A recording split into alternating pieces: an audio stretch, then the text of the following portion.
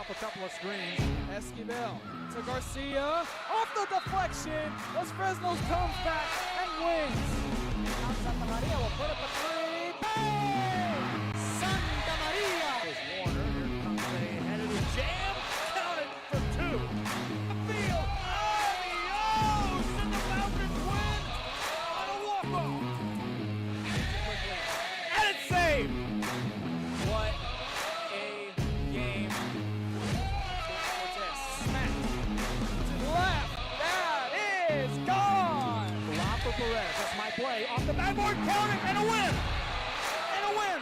Ryan Perez wins the game for the Santa Rosa. Pleasant good afternoon, everyone. Welcome back to another show here. Luke Fruia Motors in Brownsville, Texas, home of Buick GMC Cadillac. I'm Joe Bowling. John Trevino joins me. John, thanks for joining me here for the show. No, of course. I couldn't be happier to be here, Joe. Let's talk about everything going on. We're going to focus primarily on football this week. John was at the Bird Bowl last week, so we're going to dive right into that in just a moment. Also, his game this week features two teams that arguably are in more need of a win than maybe any other team in the Rio Grande Valley this week. We'll get into that. We'll talk some UTRGV football. We're here for an hour. We're at Luke Fruia Motors in Brownsville, Texas, home of Buick, GMC, and Cadillac. Stop by and see us. We're in the showroom floor, and we're broadcasting live. John, let's jump into it. Bird Bowl last week. It's not the first time Harlingen South has defeated Harlingen, but it's perhaps one of the most dominating times for Harlingen South to defeat Harlingen in last week's Bird Bowl. And that was one thing that completely threw me off. And I've always known Harlingen to be the powerhouse, the big school, the big brother in a sense. And Harlingen South came out and just kind of wiped the floor. It was an amazing performance on both sides of the football for Harlingen South. Even special teams had a couple punts down inside the 5 whenever they did punt. I mean, it was just outstanding. It was just a great performance all around for Harlingen South. Controlled the football game from start to finish. Harlingen traditionally is known as Manny Gomez defense first, and then the offense comes to play. His defense did make some plays, did cause some turnovers, gave some opportunities to the offense. But on the offensive side of the football, where did you see some issues with that football team, or was it just across the board? Across the board, and it wasn't one of those sense where it was just one thing. It was each drive it felt like something else was going wrong. So in a sense, one drive they would have, their throwing would be on par, offensive line would struggle. Offensive line would be on par, throwing would struggle, run game would struggle. It was always something different every drive, and Harlingen South, quite frankly, just had an answer for everything that Harlingen threw at them. I know that coming into the season, they knew they were going to be looking for some athletes. Woolery was supposed to be the starting quarterback for the year. He was going to be one of those electric kind of players. You didn't see that in any other players on the Harlingen side, any electric players. You know, you go back year after year after year, they've always had at least one or two guys that's like if they touch the ball, magical things can happen. You just didn't feel that this last week. Not really. I mean, they tried to get it out into the wideouts' hands, but again, Harlingen South just smothered them with coverage. They were all over them. So as soon as they caught it, they were down at the point of the catch. It was no run after catch. Harlingen South did a great job game planning for Woolery and his using their contain, even sometimes bringing in the extra defensive back to bring him off the edge, get an extra athlete to be able to contain him in the pocket. If I would have said any week over the past, let's say, since the inception of Edinburgh Vela, that Edinburgh Vela, Harlingen would combine to score 6 points in a given week on the football field, and both would lose to rival schools, you would have said I was crazy. But it happened last week because Harlingen's opponent this week arguably is looking to rebound just as bad as Harlingen is. Edinburgh Vela took it on the chin to Edinburgh. And so you're from that area, but the wild talk over there in Edinburgh is we finally beat Vela. I'm a Vela grad, Joe. You know that. I helped open the school. I was at first graduating class, and I'll be quite frank, I didn't see it happening until it happened. It was, and I hear it from my dad, from my grandpa, from my uncles, my aunts, my tias, like everybody. It was diehard Bobcat. I hear it, and I'm just like, I have to take it on the chin. I don't have a choice. It's been 11 years, and every once in a while I'd throw a jab, but now they feel like they're fully ready to go. Excuse me. Yeah, so Vela goes 1-1 on the season. Harlingen 0-2. We'll talk about their matchup right after this.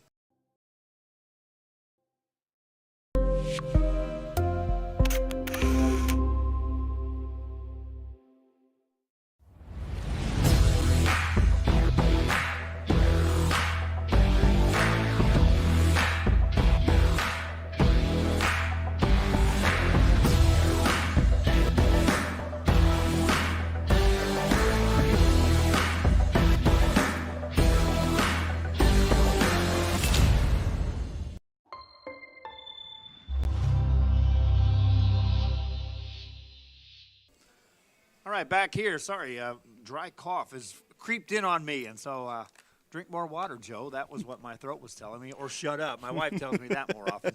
All right, John, again, Edinburgh Vela, 1-1, Harlingen 0-2. Who needs that win more? I'm going to say Harlingen. They need it's not they can't afford to. It's I don't remember the last time Harlingen started 0-3. And in the same token, I don't know the last time Vela started 1-2 since maybe I was a sophomore. I mean, both teams desperately need a win. If there was ties in high school football, I don't even know if both teams prefer a tie because both teams desperately need that win to get back on track for the season. They have to get back on the season. Harlingen starts 0-3. I know it's non-district play, but you're still using that as a measuring stick because let's look at the Harlingen district first and foremost. When they get to district play, and I never thought I'd be saying this, perhaps the two teams outside looking in to try to get in the playoffs are suddenly Harlingen and San Benito.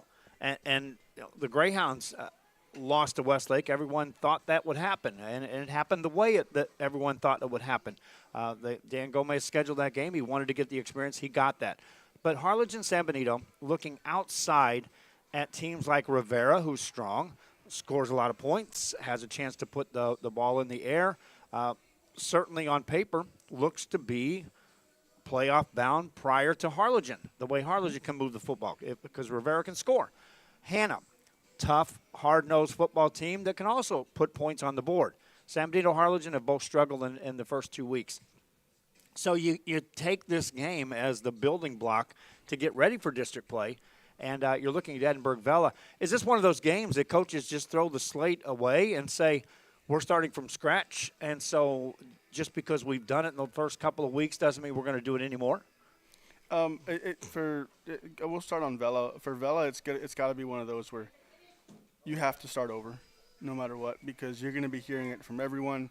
You're going to be hearing it from your friends, from the kids at school, from your parents that, hey, well, you were the team that broke the streak, unfortunately. And I mean, it is what it is, but there's only one way to bounce back from that, and it's with the win. And Vela's playing at home. It's going to be one of the broadcast games. You'll be carrying that game, but it's going to be an interesting take for you to look at on the field because Vela's very much like Harlingen.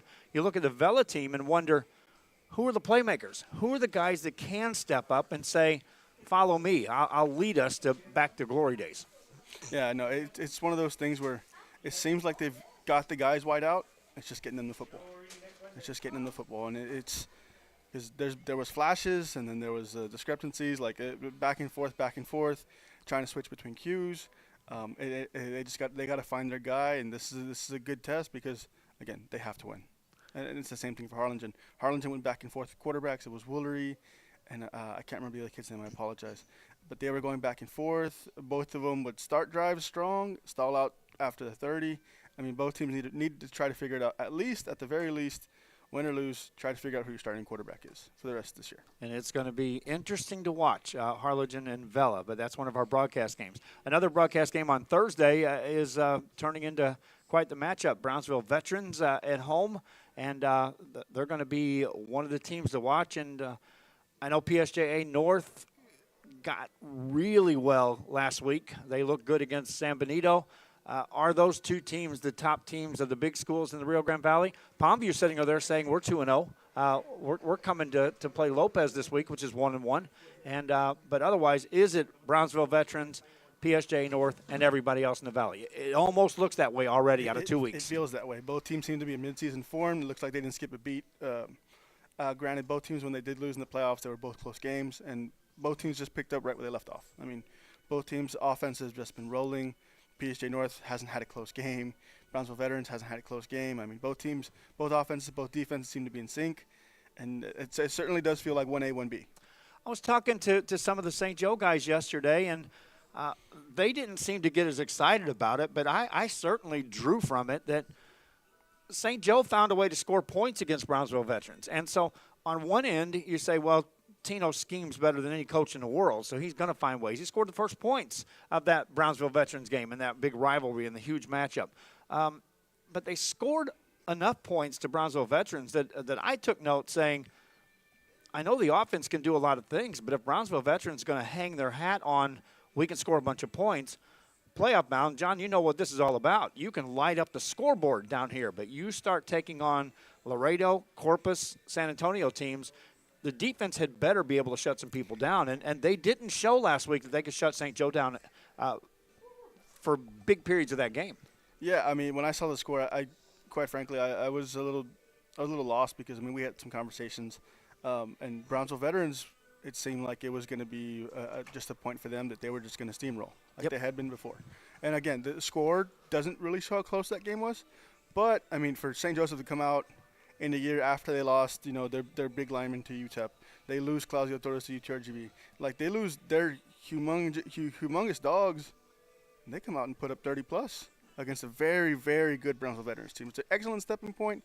I hope the guys at St. Joe do change their mind about that, because that's a big thing. I thought it was a big thing to circle because of the fact that, you know, even as you say that, you know, PSJ North and Brownsville Veterans are arguably the best two teams in the Rio Grande Valley, you got to put PSJ North ahead of that because of the fact that their defense isn't giving up anything either, and their offense is certainly rolling. Brownsville Veterans, they had several plays that were 3-play drives, and one of those big backs broke it every time.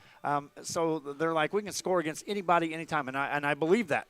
But defensively, 1-1A, or is it 1-2, PSJ North, Brownsville Veterans? Your opinion?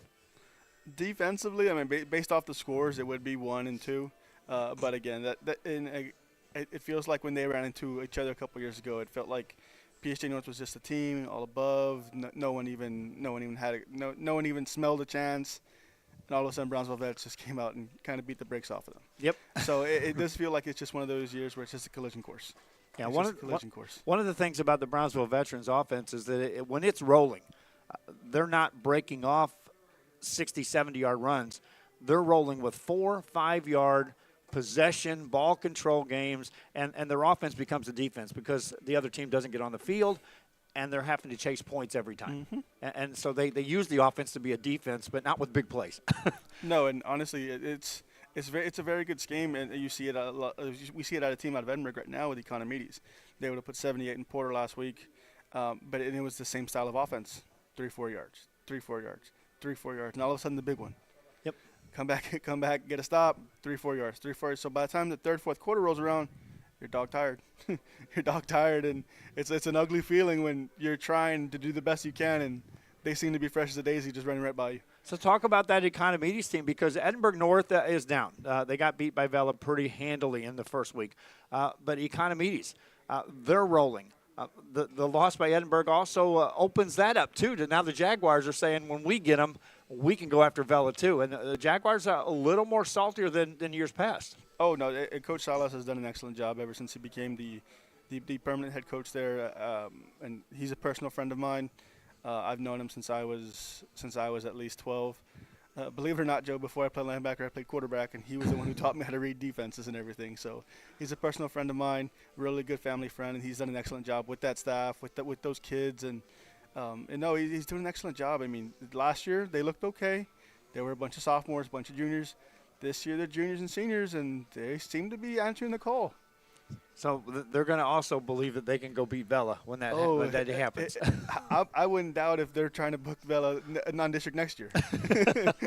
All right, so let's look at small school, because on one end, Rocky James was one of our featured broadcast games this week. They beat Port Isabel.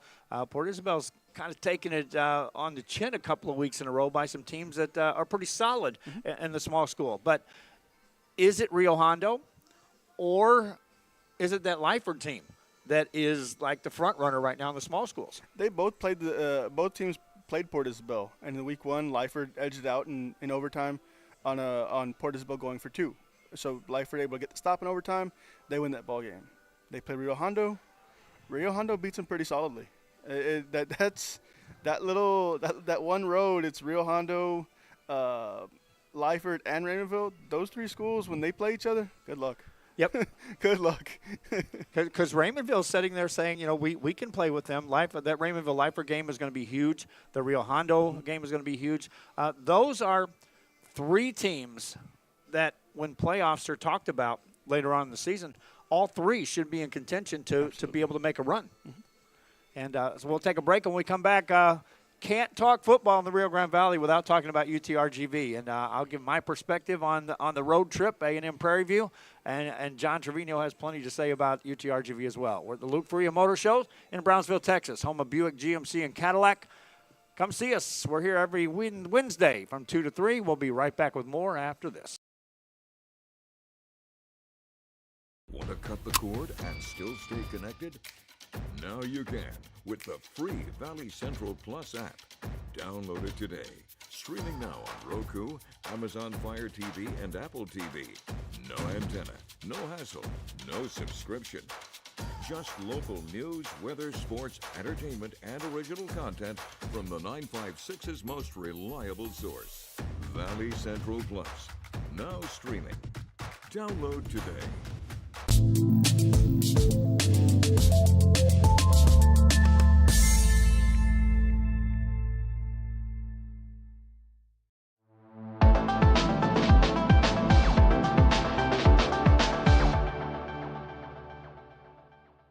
There is always news happening in the Valley. When you see it, share it to Valley Central. See a fire? Share it. See a wreck? Share it. See crime or corruption? Share it. Be part of the Valley Central team. If you see it, share it.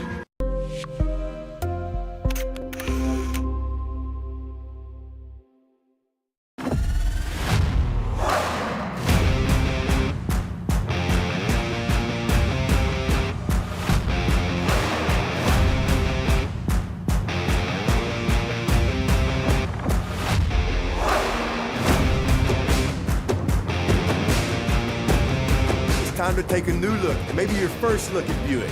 If smart, hip, and affordable's for you, Buick's your brand. Fruia Buick, Brownsville, Texas.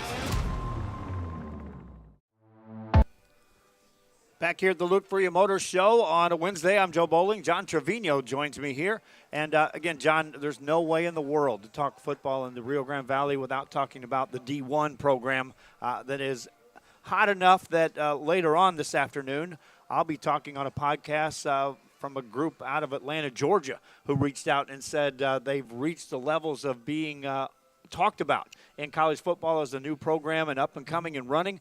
And so I'll be talking from a perspective of representing the Rio Grande Valley of UTRGV, talking to Atlanta guys. And but, John, they're 2-0. They won Sol Ross game. We talked about that a little bit, you and I. And we also talked prior to the Prairie View A&M game that it was going to be a tough matchup to go on the road, to go over there, see some D1 athletes. But doggone it, they're 2-0, and they're looking pretty good the way they're doing it. Again, Prairie View A&M is no slouch, especially for an up-and-coming program, for an upstarting program, not up-and-coming, I'm sorry. Again, upstarting program, going on the road week 2, you beat a D2 team that you're supposed to beat them handily, you look good while doing it. And when we talked, we mentioned, hey, look, the speed looked there, everything looked about right. But this is a test. It's an established program who's played big games before. They're an HBCU. They understand. They know that they play that conference. They run around to everybody. I mean, it was just one of those. It's one of those programs where it's a good test to see where you are in year one. And they stormed out the gate. They came out from the word go. Those that weren't keeping track of it, I had the privilege of being there in the booth and calling that game. Offense took the ball after a defer by Prairie View, and Eddie Lee Marburger marches him right downfield. Looks like he's going against Sol Ross all over again. Scored, made it look easy. Up 17-0 at one point in time. UTRGV really rolling. But, John, you've been on football teams before. When you start feeling that everything you do is going to work, that confidence doesn't matter home or away. That can roll into those type of games. Absolutely, and it showed the way they started that ball game. It was just offensively and defensively. It all clicked, and they were clicking no matter who was in. And granted, we got to see the starters a lot more. And a special shout out to the fans for UTRGV because they crashed that website I don't know how many times. That SWAC TV was not ready for the entire Rio Grande Valley watching. Yeah, there's 2 million people down here in the Rio Grande Valley, and arguably a bunch of them were watching that game. I was calling the game. They were up 17-0. They looked pretty solid. Again, the defense. What I like about the defense is when we were watching the warm-ups for A&M Prairie View, you could see, okay, we were told expect big linemen, big fast linemen. And indeed they were. They were legit 300, 315. solid-looking guys up front, offense and defensive lines. UTRGV, as they warmed up, I thought it would be a drastic difference in the look, but they didn't necessarily look undermanned or a smaller team. In other words, that's a testament to the recruits that are there at UTRGV, that these guys are big enough to be looked at as D1 players. But when the game began, and you're looking at big offensive linemen that are fast on Prairie View A&M, and suddenly UTRGV was beating them to the punch. And on the offensive line and defensive line, you know what that's all about. Coaches preach it all the time. Get there first and get lower. And that's what UTRGV was doing. The things that are preached down here by all these coaches on leverage and speed, that's what UTRGV was executing in a big way on that football game. No, I mean, they looked outstanding. They looked. It was one of those where I'm watching and I'm thinking, what year are we in? Because and we saw it with UTSA. That's the most recent upstarting program we've seen. It took them about 5 to 6 years where they finally established themselves. They went on the road, got some good wins, and this was a big win. This is a big win in year one, and it's just testament to Coach Bush, the recruiting he did. He was a part of that UTSA upstart program as well, so he knows what it's like, and he did an excellent job in finding the leeways, finding ways to continue moving forward, and they're set up pretty well. Yeah, let's keep breaking down that game because they're up 17-0, making it, quote, look easy. It wasn't easy. They just were executing again. And then you run into the situation where teams that have been playing for years recognize, and that is that point in a road game in which the switch either flips and the home team rolls on to a victory or the visitors find a way to do it. And the key points to me is a drive starts at the 6-yard line for A&M Prairie View.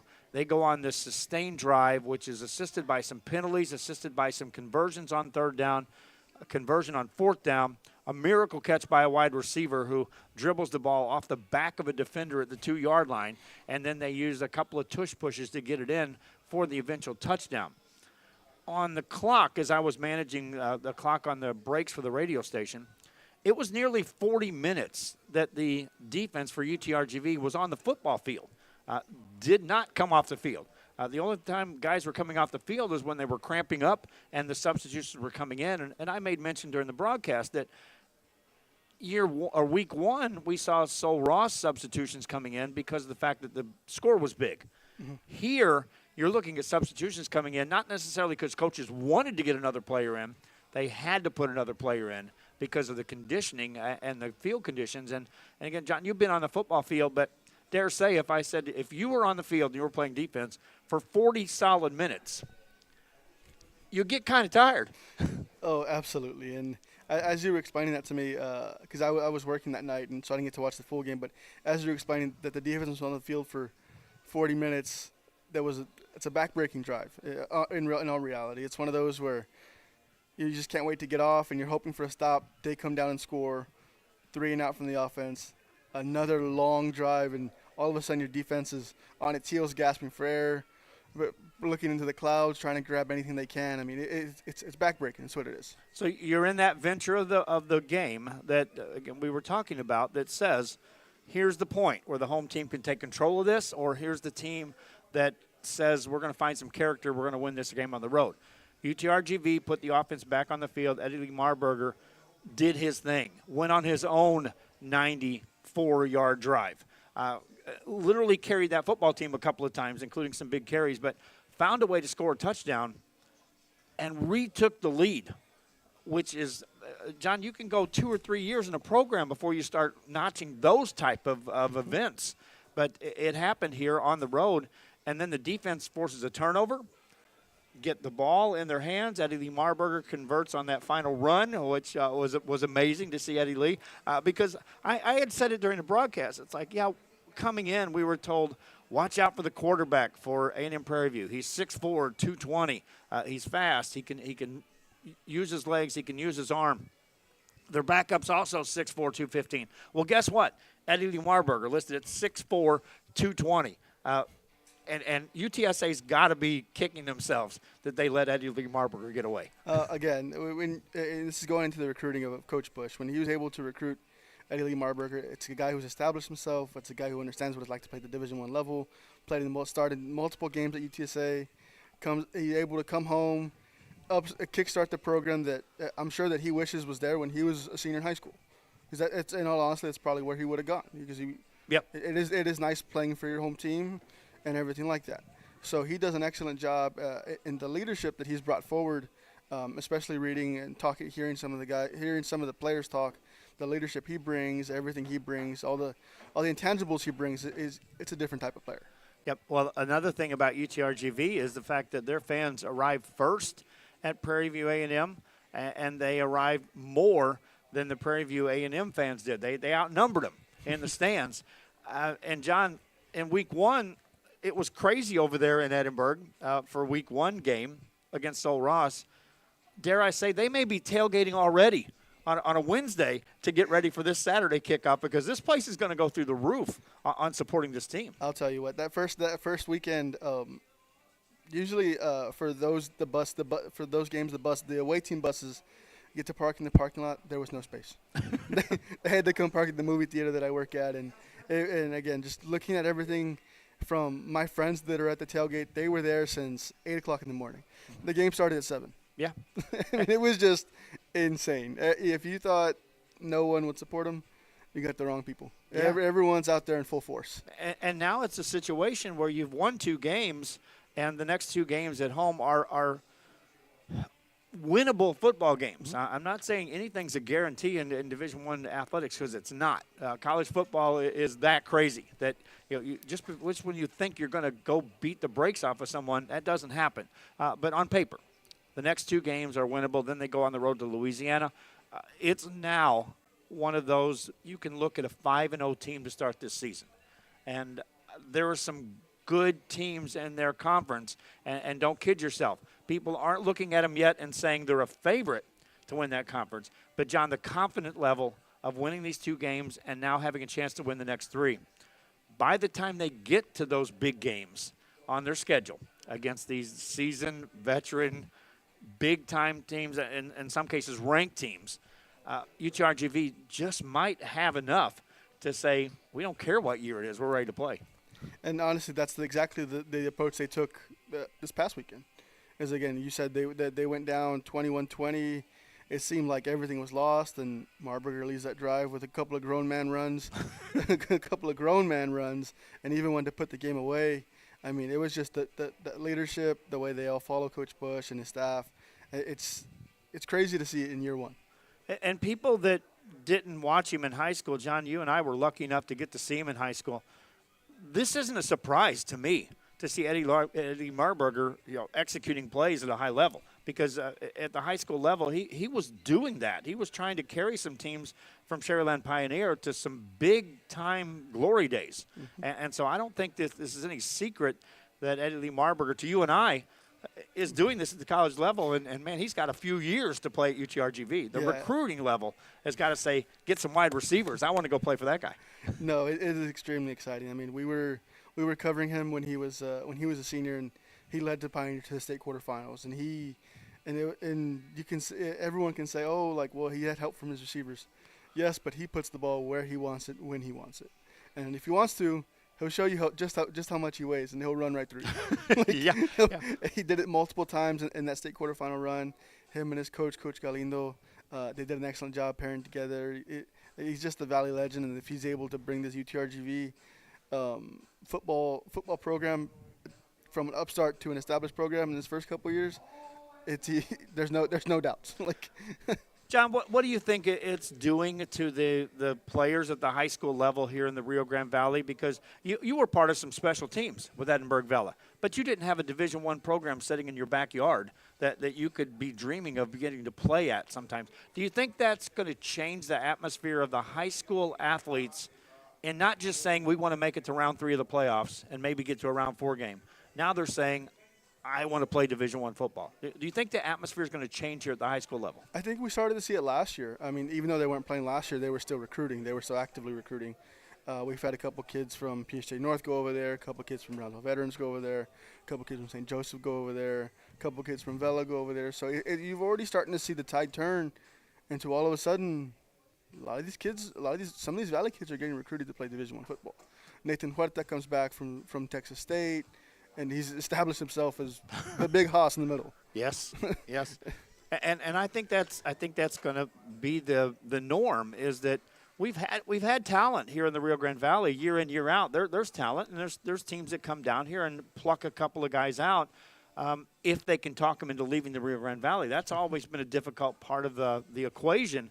When I talk to recruiters, they're like, I'd love to have him come play for me, but I'm not sure he'll stay with the program. I don't know that he'll stay away from the Rio Grande Valley. Staying here, Division I program here, players are here. They're not like a San Antonio team, a Johnson, a Warren, or you saw Westlake last week coming out of Austin. You don't have 10, 12 on your roster that are high-level Division I recruits. But, John, there's Division I recruits right here in the Rio Grande Valley. And they're finally getting their show for it. And it is tough because that is a stigma around most Valley athletes, and it's in every sport. Every sport does want to come down here and recruit, but the thing is, how long will they stay with the program? Yep. And that's been the stigma for as long as I've been playing. And I mean, it's just one of those things where now there's no excuses. Yep, no excuses. And we see that with baseball for the Vaqueros. They've recruited well down here. Some of their star players are from down here. Basketball, they have a couple walk-ons. All of a sudden, they're getting minutes in the games. Volleyball's having the same thing. So now it's the entire UTRGV culture is kind of shifting into, hey, well, the talent is down here. Then they can play. So why don't we stay looking down here a little bit more? So would you think that players will elevate their game, their practice routines to not necessarily say, I want to make our team better at the high school level, but I want to make myself better to a higher level than ever before? Absolutely. I mean, with all these, with a bunch of these personal trainers and a bunch of everything, you can have your practice, your scheduled practice for your team, whenever that is, whether it be in the morning, the afternoon, with the new heat rules. You go to a private practice later on in the afternoon, another weight session, and all of a sudden you're working out 4 times a day, just the same way that every normal Division I athlete is. So I think they're going to be right in par. These kids are really taking the next step up, and we see it with the elevation of Valley football. It's been really well the past couple of years. I think it tends to show that the athletes are here, but also it shows the recruiting ability of what Coach Bush did. He didn't just look in the Rio Grande Valley saying, let's just load it up with RGV and fill the stands with fans. He went out and got nationwide talent and brought them in. And what I love is the mix of fifth-year seniors that have come to this to play 1 year for Coach Bush and UTRGV that are contributing. And I ask him on my weekly show, when I ask him, are you looking for these guys that have that little bit of college experience? In some cases, they're the fifth-year seniors.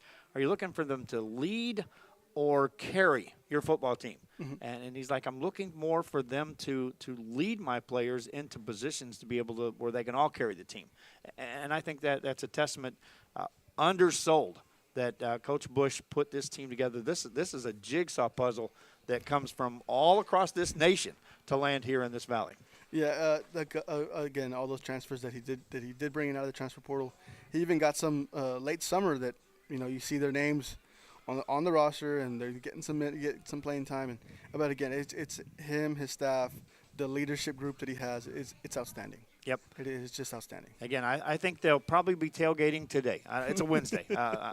Saturday, don't even think about going over there. My wife and I, we thought we were just going to kind of roll in on week 1, and we ended up having to get someone drop us off at the stadium and then go park our car somewhere else so we could get in. And I think it's going to be crazier on this Saturday. Like I said, if there's games Friday around, that Vela Harlingen game, you may see fans leave that and go spend the night over there at UTRGV and start tailgating. It could happen. I wouldn't doubt it, especially if people want to smoke a brisket. They'll be out there. Yep. I loved it walking across there. When we did have to walk, I told my wife, I was like, I purposely went through the tailgate area so I could go from tent to tent to tent. It was like going like in the old days in the mall, you would go down that strip of the mall that was all types of eateries, and it was like brisket here, and this was here, and this was here, and this was here, and the aroma, the sounds, the sights, and music coming in, blaring out. It was a college atmosphere for certain. Well, that's John Trevino. I'm Joe Bowling. We're going to take a break. We're going to wrap it up a little early today. We got a whole bunch of places to get to. Reminding you that we have a full slate of scheduled games on the high school level for high school football. Don't forget we're covering volleyball and water polo at this time. TSC soccer earlier today as we continue to cover their athletes. And, of course, I'll give you everything I can from UTRGV as the voice of the radio side. I also kind of dip in and give as much as I can on the real sports side. We'll be right back with a final talk after this. Look for your Motors, home of Buick, GMC, and Cadillac. We're in Brownsville, Texas. We'll be right back after this.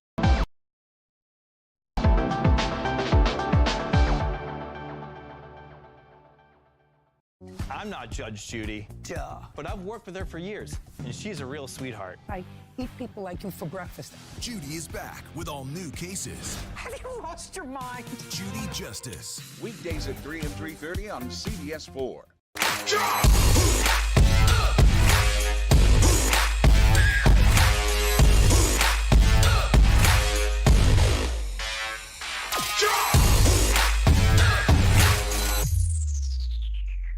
At Los Fresnos CISD, students aren't just getting a diploma. They're preparing for a career through an award-winning career and technical education department. With 42 industry-based certifications available, we get to learn and earn real credentials in fields like healthcare, technology, skilled trades, and culinary arts. Through new facilities and expanding programs, students are gaining the skills they need right now to jumpstart their career. At Los Fresnos CISD, we're building our futures one skill at a time. What we do here shapes the world. Back here at the Luke Fruia Motor Show, well, we talked a little high school. We talked a little college. College football as a whole, John Trevino, last week was one of those weeks that it's rare. If I looked at it right, there was only 2 ranked teams that played each other, and that was the Oklahoma game. And to me, it was like, what happened? Who scheduled this where college football had that many down teams? But they're all ready to roll this week. The big one was, hey, Kansas lost to Missouri. I don't care what happened in college football after that. But this week, the ranked teams are going to be out there, and we're going to see some big-time matchups. We've got a couple big ones. Notre Dame, A&M. I think Georgia and Tennessee square off this week. So we're in week 3, and it's right into the heavy hitters. That's a lot better than it was last week. Again, when all you can hang your hat on is that OU game, which was competitive football. So let's switch gears from college to the pros. Cowboy fans, let's start there. They're all around here, and they're looking at their team going on the road, playing at Philadelphia. Legitimately, John, all you ask in pro football is to be within a score at the end of the football game, and you can say, well, we're good enough that we could have won that football game. In the NFL, you get beyond 2 or 3 scores, you're blown off the field. Mm-hmm. Cowboys played well enough to be in that game against Philadelphia. Dropped a couple of passes. Did they show you enough that they can be talked about as a playoff contender by the way they responded against Philadelphia on the road? Yes, but Jalen Carter being out was a big thing. Yep. Missing that whole game. Again, spitting on someone is absolutely disgusting. Yeah. I do not condone that at all. That was – I couldn't believe that he did that. But him being out was a big thing. But the Cowboys did look very, very good.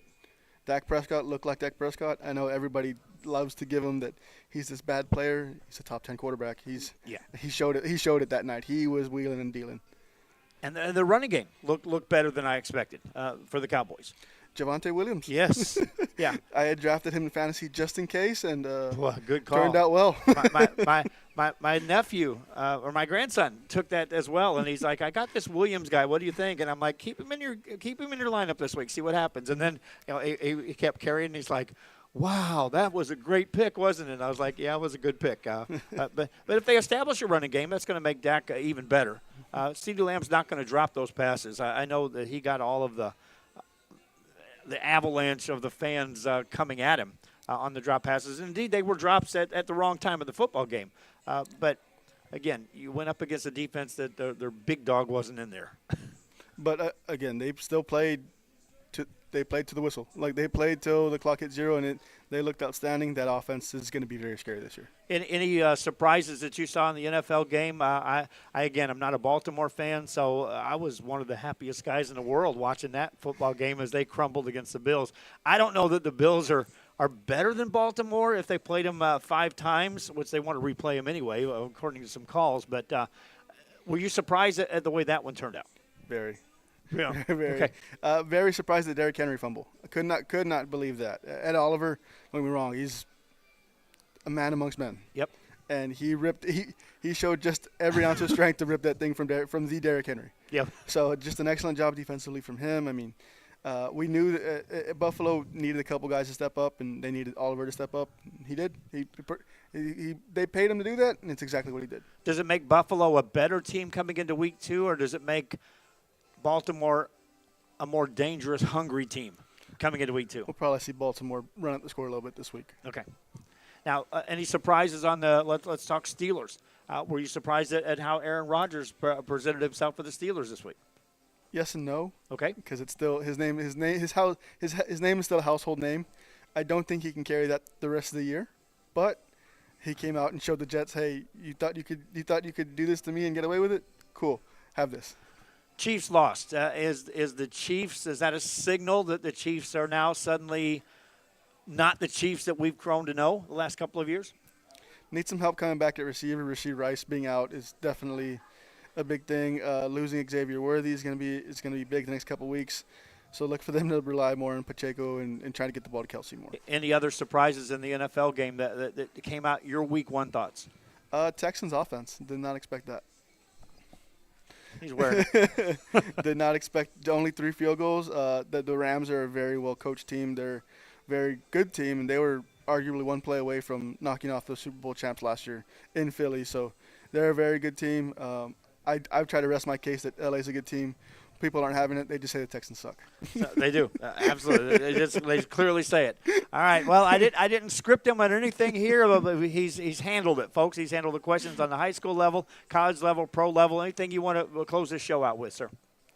No, I just can't wait to get back into the full rhythm of things. I know we're fully back, and I'm just so excited for football season to be back. Yep, we've got 12 games this week on the high school level on the RSL network on various platforms and on our channels, which will be rolling out more on the 24/7 variety within the next few days, if not the rest of this week.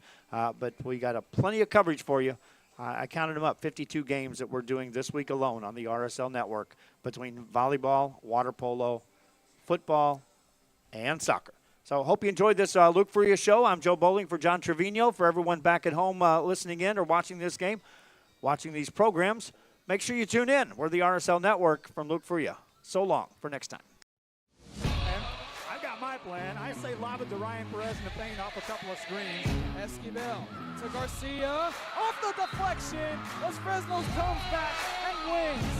Now Santa Maria will put up a 3. Bang! Santa Maria! There's Warner. Here comes a headed jam. Counted for 2. Field. Adios! And the Falcons win on a walk-off. And it's saved.